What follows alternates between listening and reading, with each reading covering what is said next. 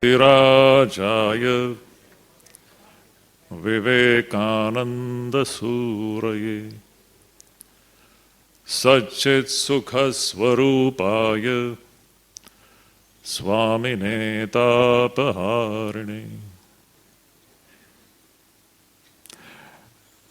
My pranams to revered Swami Suparnananji Maharaj, to revered Swami Balabhadranji Maharaj, and my namaskars to Swami Vivekananda, and my pranams to other Swamis assembled here, Matajis, and my namaskars and regards to all the devotees assembled here. It is always a great pleasure to be in this Institute of Culture and address this very distinguished audience. Just now we listened to a very good and inspiring talk by Swami Vivekananda ji, who spoke about Swami Vivekananda's practical Vedanta. Actually, what I am going to talk about is very much connected to that, the subject of Vedanta. You see, my subject is the nationalistic ideas of Swami Vivekananda. Now, the time is very less, and if you just go through the nationalistic ideas which Vivekananda has given, it's a huge corpus in itself. In fact, I would very strongly say that every Indian has to read one book right in the beginning. Let me make this point very clear. And that is the lectures from Colombo to Almora. Please note it down. This book is the Bible, or I should say, it is something which is indispensable when it comes to understanding what India is. You see, today we are talking about nationalism. Swamiji's ideas about nationalism. And in this, a big term comes nation. Now, I'm just going to keep my deliberation brief because it is a vast subject and very sensitive also. So I have to be crisp as much as possible and convey the point, the main point, which Swami Vivekananda keeps on hammering in all his lectures. I very much feel that India has still not studied Vivekananda. That's why there is so much confusion about what India is and what are the roots of this great nation. So what do we mean by nation? We all use this term nation in our deliberations, yes. What goes into the making of a nation? You see, nation is not just a piece of land with geographical boundaries.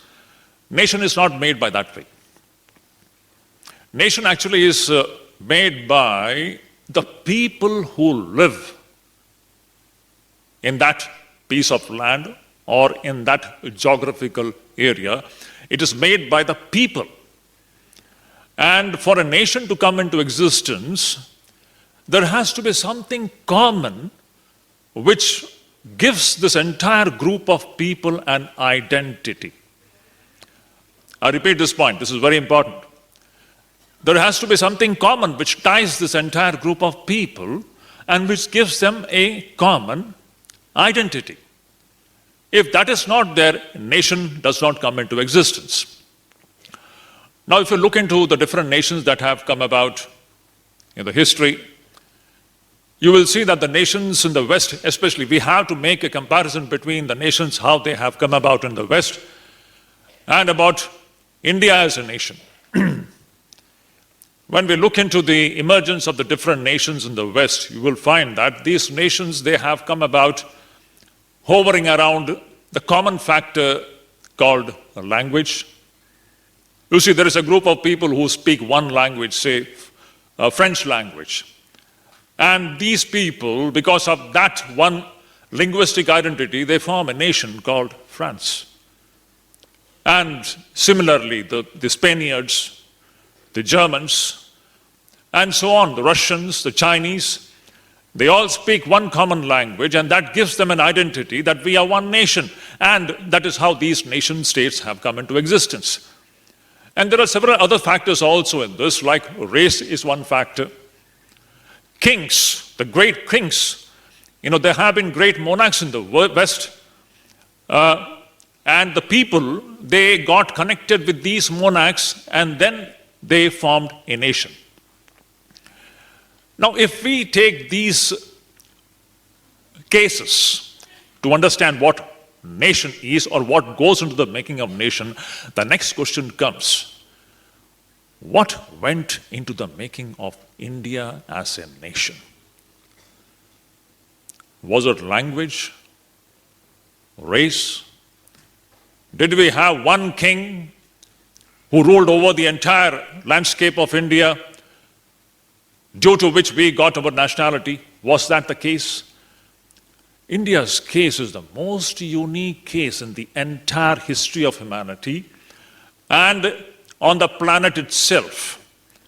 This is what Swami Vivekananda keeps on reminding us, that we are a totally different group of people who existed as a nation right from the ancient times. It's very interesting, when we were in the school, we were told that it is the Britishers who came and first made us a nation. And nothing could be a bigger lie than this great narrative which was built up by the Europeans. India existed as a nation from the most ancient times. But the question is, what went into the making of the Indian nation? It cannot be language, because we have, even today, we have thousands of dialects in this land, and more than 24 languages, recognized language in the Constitution of India. So right from the ancient times, this was a land where people spoke different dialects and different languages. So there was not one language which would give us a sense of identity throughout the length and breadth of this Indian subcontinent. So language was not the case. Swami Vivekananda says, what went into the making of India as a nation is one common ideology, and that is the great ideology of the Vedas. And the central idea of the Vedas is dharma. This is a very important point. And when we talk about dharma, some very strange kinds of problems emerge, especially how do you translate this term dharma? And let me make this point very clear. English is an extremely poor language when it comes to conveying these dharmic ideas. Because in the West, English is the language of the Europeans. And in the West essentially being a material civilization, they don't have the vocabulary to convey these dharmic ideas and spiritual ideas. That's why Swami Vivekananda always says these ideas are not translatable. You can't translate these terms. That's why whenever we go to translate these terms, for example, dharma has been very usually or commonly translated as religion. And now this is very much misleading to call dharma as a religion. Dharma and religion are totally two different concepts. If we go by what actually religion means in the Western connotation, especially from the standpoint of the Semitic religions, then dharma cannot be religion at all. Why? For if you just go by the Semitic religious ideas, for them, for a certain system to become religious, you have to subscribe to one book. You have to subscribe to one church. And you have to believe in a Savior who alone can bring about redemption to you. And you have to subscribe to all these factors. And without subscribing to these factors, you can't be considered to be a religious person. This is the case with Christianity and Islam. We know this very well. And in this sense, what we are talking about, this great Vedic system of thought, it cannot be translated as religion. Dharma is a totally different concept. You just see in our system, we don't have one single book. We don't have book at all. Because Vedas are not books. This is the first point which every Hindu should know. When we're talking about Hinduism, it is not based upon a book. Because Vedas which is the very platform on which this great Hindu Dharma stands, it is not a book, number one. And our system, Hinduism, is not at all dependent on any personality. Personalities come and go, they come and go. And so thirdly, there is no organized church, a centralized church, which governs the rules of this particular system. So in this way, we see that Hinduism is a totally different thing. It is not as actually, it cannot be equated with religion as it is understood in the Semitic context and in the Western context. Now, what is this dharma? When we talk about dharma, we should keep it in mind. This is dharma is a very vast concept which can be, we can attempt to understand it in different ways. One simple point, let me just make it very simple. You see, this creation which we are experiencing here, it is governed by certain spiritual laws and principles. And these spiritual laws and principles which govern this entire creation, they are existing from eternity, and they will exist for eternity. And these principles and laws, they are not created by any human being, they are eternally existing. That is why the very term dharma means that which holds everything. Dharana dharma mityahu, dharmo dharayate prajaha. It says, what is dharma? Dharma is that which holds this entire creation. What is holding this entire creation? There are eternally existing spiritual laws and principles. So there have been great rishis who have discovered these eternally existing laws and principles, and that is what has been coming down in the name of this great Vedic system of thought. So this dharma, which we are today knowing as Hindu dharma, it is actually nothing but the Vedic Sanatana dharma. That is, this dharma is said to be Sanatana. It is eternally existing. It didn't come into existence at a certain point of time in history. It has been eternally existing, and it will exist eternally. Now, what goes into the making of India as a nation is this dharmic base, this great ideology where a group of people, I'm talking about the entire Indian subcontinent. Today, of course, we have lost many of the great, in the ancient times, if we just look into the extent of this Indian civilization, it starts from the present-day Afghanistan, Kandahar. From Kandahar to Cambodia has been the extent of the so-called the Vedic civilization, and down to Sri Lanka. Can you just imagine? Today, of course, owing to the Islamic invasion and all those conversions and barbarity which had taken place in the last 1,400 years, Afghanistan is gone, Pakistan is gone, and slowly this area has been shrinking. And today, what India is existing, whatever it is, this group of people who lived a life which is completely in alignment with these dharmic ideas, they formed one nation. They spoke different languages. That is most interesting, actually. One thing we all have to think very seriously. No matter which language we speak, just imagine a person in Tamil Nadu, he is speaking a totally different language. And a person who is in Rajasthan or Haryana or Punjab, he is speaking a totally different language.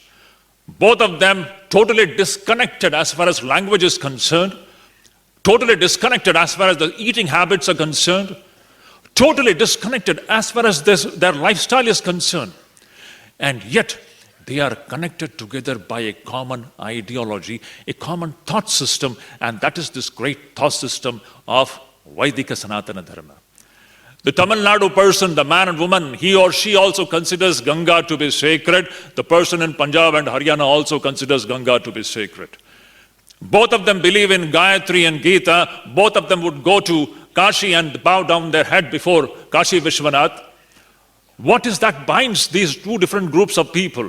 And that binding factor is what is the great system of thought of the Vedas. Swami Vivekananda doesn't stop. He doesn't tire to make us understand that what connects this entire Indian subcontinent is this common ideology of the Vedas. This is what goes into the making of this great Indian nation. So India as a nation has existed from timeless past. It is not the creation of Europeans who came here just a few centuries ago. And this is what Swami Vivekananda wanted us to understand. Now you see, Swamiji's idea of nationalism. This is again very important point. Swamiji's Vivekananda's nationalism is actually nothing but the Hindu nationalism. I'll make this point very clear. Swamiji went to America. We all know 1893.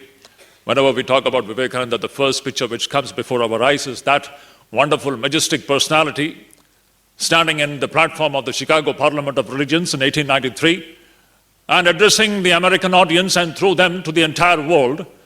What did Vivekananda accomplish? It's a very important question. I always considered that Swami Vivekananda's 11 September 1893 speech was an explosion. It was an explosion of the Hindu pride. And it was the explosion of the glory of what Bharat is. Two things. The glory of Sanatana Dharma, number one. And secondly, the glory of our great Punya Bhumi, Bharat. For the first time, the world took note of what Hindu Dharma is. Till then, the entire world was denouncing what Hinduism is. They considered Hinduism to be a religion of barbarous, superstitious people, snake charmers. That was the day when the world took note of this great system, when Swami Vivekananda addressed the American audience saying that, I thank you all in the name of the most ancient order of monks in the world. The first line, just imagine, the turning point event of the modern times starts with this electrifying sentence coming from the mouth of Swami Vivekananda. And what was that sentence? I thank you in the name of the most ancient order of monks in the world. Tell me, dear brothers and sisters, which is that most ancient order of monks in the world? He is referring to the great Hindu Sanatana Dharma. Second sentence, Swamiji says, I thank you in the name of the mother of all religions. Which is this mother of all religions? Hindu Sanatana Dharma. Hinduism is the mother of all religions. Just imagine that. Swamiji says Christianity and Islam is a distant, patchy imitation of Hinduism. In another place he says that. And the third sentence, Swamiji says, I thank you in the name of the millions and billions of Hindus of all sects and classes. This was the turning point event. What exploded on that day was the Hindu pride, which actually Swami Vivekananda carried in his bosom. And that is what actually marked the beginning of the awakening of the new India. So in India, nationalism is connected with the pride in the great Sanatana Dharma. That's why even, I should say, later on, Jawaharlal Nehru, in his glimpses of history, world history, he mentions this point. He says, Vivekananda's nationalism was Hindu nationalism. And how true it is. Every freedom fighter of the so-called 20th century, they all have drawn inspiration from the words of Swami Vivekananda. Once this Sanatana Dharma pride was awakened among the Indians, India woke up. And that is what we find when Swami Vivekananda came back to India. We all know he gave his fiery series of lectures starting from Colombo and ending in Almora, almost one long year. A series of lectures which awakened India. How did he awaken India? By making the Hindus understand the glory of Hindu Dharma. We had given up our pride in Hindu Dharma. We were trying to imitate the West at that time. That was the critical juncture.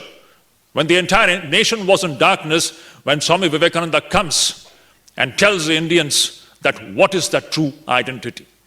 So a very important point that we have to keep in our mind here is that the soul of this land is Hinduism. Swami Vivekananda, in different places, he keeps on saying, India and Hinduism, they are inseparable. Just like the body, we have a body and we have a soul. We can take this India, Bharatvarsha as the body, and its soul is this great Sanatana Dharma. This Sanatana Dharma, Hinduism, is what makes what Bharat is today. It is the most beautiful land on the planet. We know this. And what makes India, India is this great ideology of Hindu Sanatana Dharma. And Swamiji, at different places, he sings the glory of what Hinduism is. And in one place he says, you just see, I'll just read out one sentence from his talks. Swamiji says, national union in India must be a gathering up of its scattered spiritual forces. He's talking about the scattered spiritual forces. Wherever Swamiji uses the term spiritual forces and religion, he always is referring to the great spirituality of the Vedas, not Islam or Christianity. So he says, national union in India, what actually unites us as one people, it must be the gathering up of its scattered spiritual forces. A nation in India must be a union of those whose hearts beat to the same spiritual tune. I repeat once again, this sentence is very important. Swamiji says, a nation in India must be a union of those whose hearts beat to the same spiritual tune. Now, what is the same spiritual tune? The great spirituality of the Vedic Sanatana Dharma. And then he goes to say, now this is a very important thing, dear brothers and sisters, and we have to think about it very seriously. In coming times in future, we are going to face this problem. Let us just make this point very clear.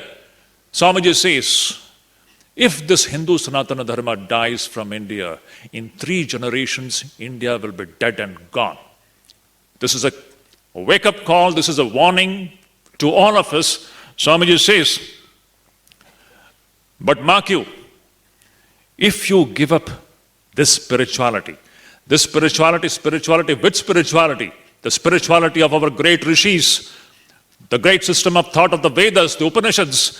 If you give up this spirituality, leaving it aside to go after the materializing civilization of the West, the result will be that in 3 generations you will be an extinct race. This is the importance of the Vedic Sanatana Dharma, my dear brothers and sisters. Remember, this Hinduism is the very soul, the very prana, the very vital force of this great land called Bharatvarsha. If Hinduism is dead, remember, Bharat will be dead and gone in 3 generations. This is the warning coming from Swami Vivekananda. Because the backbone of the nation will be broken. If Hinduism dies, the very backbone of the nation will be broken. The foundation upon which the national edifice has been built will be undermined, and the result will be annihilation and destruction. Just imagine Vivekananda's words. Have we taken his words seriously? Even after the independence of India, what have we been doing? So confused about our ideology. We talk about Marxism, socialism, all these leftist ideas. I just wonder, in India, are we to be guided by Stalins and Lenins? When we have great rishis in this land, the land of Shankaracharya and Vivekananda, Lenins and Stalins will guide us. What can be a greater irony than this situation? It's something which we have to think about. This land has to be guided by whom? But the great masters like Vivekananda and Shankaracharya and the great rishis of the past, they have been the path showers how the society, individually as well as collectively, can reach the acme of well-being, both material prosperity as well as spiritual illumination. That was the vision of the rishis, Abhyodaya as well as Nishrayasa, how to bring about. Shankaracharya keeps on telling this. This can be brought about a different system, and India's nationality stands upon those ideas of the Vedas. And of course, this just now what I pointed out, if Hindu Sanatana Dharma dies in this land, India will be dead and gone. And if India dies, what will happen? Look at Swamiji's words.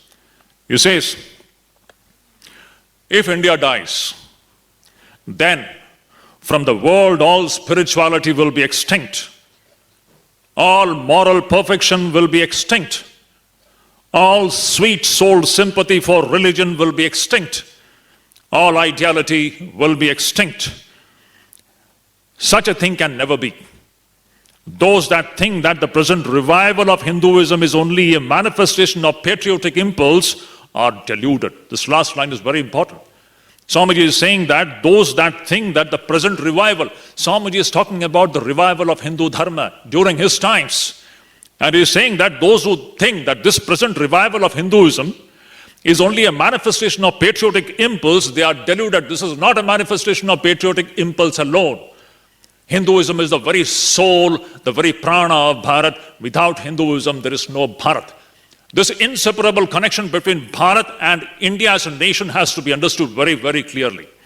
Now, when I was thinking about this program and when I was asked to come here, since yesterday actually, I came back from Mayavati just 3 days back. And then I was just thinking, what shall I talk about? Because nationalistic ideas, you can talk about different things, wonderful things. Vedanta spoke, how we can work for our country. That is one aspect of it. But I didn't touch upon that point. I wanted our people to understand what is the connection between Hinduism and India as a nation. One is the soul, other is the body. They exist together.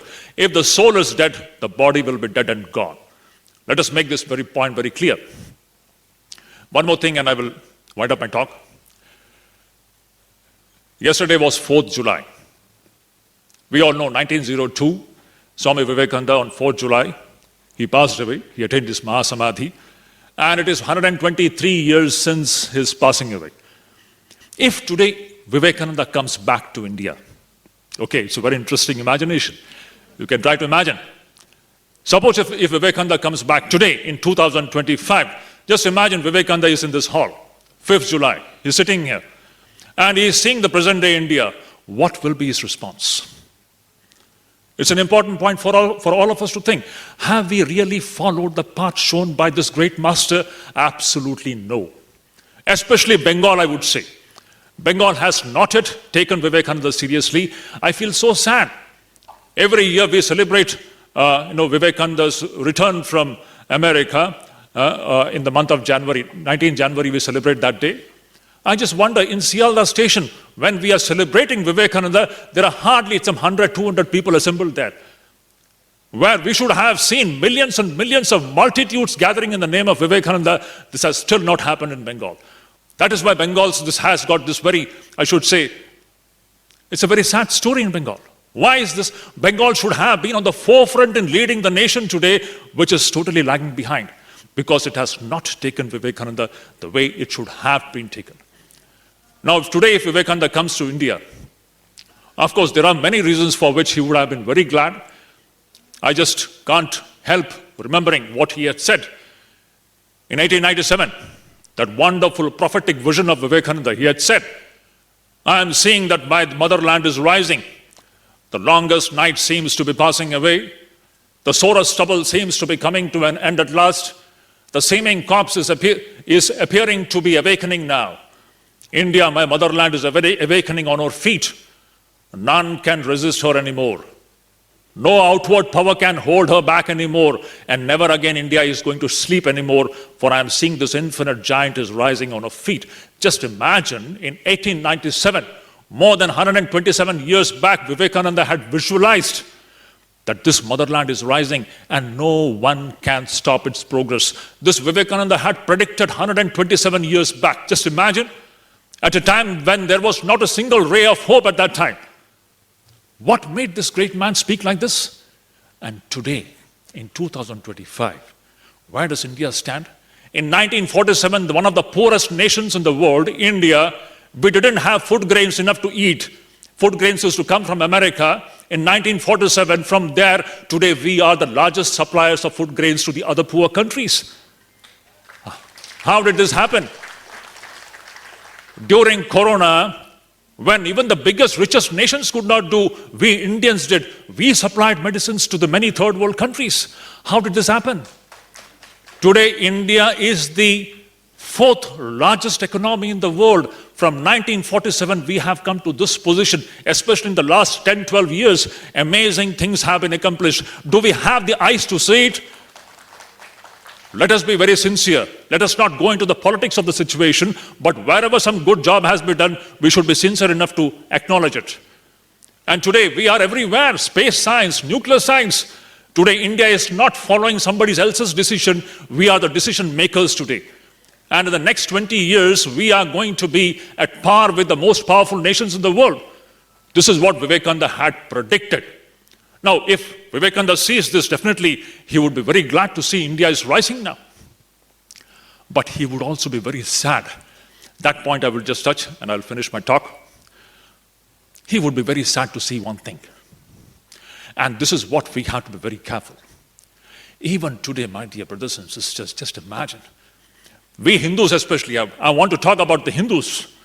We are still so badly divided. The same old disease, the chronic disease of division. We are divided on linguistic lines. casteist lines, and especially linguistic lines. You can see every day you will find this quarrel about language. My language is superior and your language is inferior. When are we going to grow up? You will see that Tamilians don't talk to the Kannadigas. Kannadigas won't talk to Tamilians. Marathis have problem with the Hindi people. Bengalis have problem with the non-Bengalis. When are we going to become one people? Swami Vivekananda, literally he would shed tears. From Kashmir to Kanyakumari, we are one race. We are Arya Bhumi. We are Arya Putras. You may speak any language. Every language is equally great. Now always keep on saying, see what we have to learn. Every North Indian should learn at least 1 or 2 South Indian languages and break the language barrier. Every South Indian should pick up 1 or 2 North Indian languages and break the language barrier. We are all one people. You may speak any language you want, but we are one people, especially the Hindus. Just imagine, Swami Vivekananda had spoken about this very passionately. His heart would break to see how we are quarreling and bickering over this flimsy and nonsensical issues which is going on even today. If Vivekananda sees this today, he would be a totally disillusioned and a dejected person. How sad. Even after 40, 70, 77 years of India's independence, even today we are bickering over these petty things. If we 100 crores, 140 crore people, if we are united in the one spirit of nationalism, just imagine what a force India can be. Whatever we have achieved in spite of all this corruption and these divisions in our society, in spite of that, India has come to this glorious state. So anyhow, this is a very important subject. In the matter of just 25, 30 minutes, I can go on like this. There are many other issues. Swami Vivekananda has spoken about 3 points. Let me just touch upon that point and then I'll wind up my talk. Swamiji says, the future of India. Swami Vivekananda is talking about this 127 years back. At that time, Vivekananda had visualized the future of India entirely depends upon 3 things. Please note it down. This is the mantra for even the coming decades. And that mantra is what? He says, number 1, organization. Number 2, coordination of wills. And number 3, accumulation of power. What he means to say is that we have to be united. We have to be organized. Our wills have to be coordinated. When we become organized, when our wills become coordinated, we will accumulate a tremendous power by which we can face all the so-called evil forces of this country. One more small point. This is a very sensitive issue. As I said, the very prana of Bharat is Hindu Sanatana Dharma. Number 1, let this be taken very seriously. Swami Vivekananda repeatedly says, if this Sanatana Dharma dies, India will be dead and gone. There is a dangerous phenomenon going on in this country and everyone will have to think about it seriously. That is Islamization of India. Can you just imagine? Islamization of India? We have lost Kashmir and West Bengal is a ticking bomb waiting to explode. We know. And when I'm saying this, I'm saying with not 1 ounce of hatred for anyone. Hindu cannot have hatred for anyone. That is the true Hinduism. But that doesn't mean that we have to be foolish. We should know the evil forces working in the world, the evil forces where you have such ideas as kafir and jihad, where the only agenda is to kill others. We should also know how to defend our dharma. We should also know how to defend our country. Just imagine if India becomes Islamic, it will be dead and gone. Bengal is it is already sitting on the time bomb. Just imagine, we know what is happening in our neighboring countries. I am saying this with utmost respect to all the religions. We don't have any hatred for anybody, but at the same time, we have to have our eyes open because, as I said, if the Hindu character of India is dead and gone, India will be gone. If the Hindu character of West Bengal is gone, West Bengal will be dead and gone. And this point, everybody has to be taken, we have to take it seriously. And that's why I very strongly recommend. I always say the real teaching of Sri Ramakrishna is found in Swami Vivekananda. The real teaching of Sri Ramakrishna, Shuddhu Katamrit Podle Hobera. You have to read Vivekananda to understand its implications, the social, the national, and the global implications you will find in Swami Vivekananda's words, the fiery words of this great teacher. Shuddhu Katamrit Podle, we just become some sentimental things. We have to be practical. down to what, as far as our nation is concerned, how are we going to defend our nation? This great community. If Hinduism dies, if the Hindu community dies, what will happen? An awakened Hinduism will result in an awakened India, and an awakened India will bring about an awakened world. It is the Vedic system of thought alone which can bring about the ultimate well-being of the entire human race. This is the simple conclusion. So this is what we find in Vivekananda's amazing ideas on nationalism. So before I just wind up, just once again, touching upon the main point, Vivekananda never tired to remind us that the nationhood of Bharat lies in this great Vedic system of thought, which alone unites all of us. Just imagine Kumbh Mela, what happened just a few months back. 67 crore people assembling in one place, speaking multitudes of languages with different lifestyles, all coming together, tied down by what?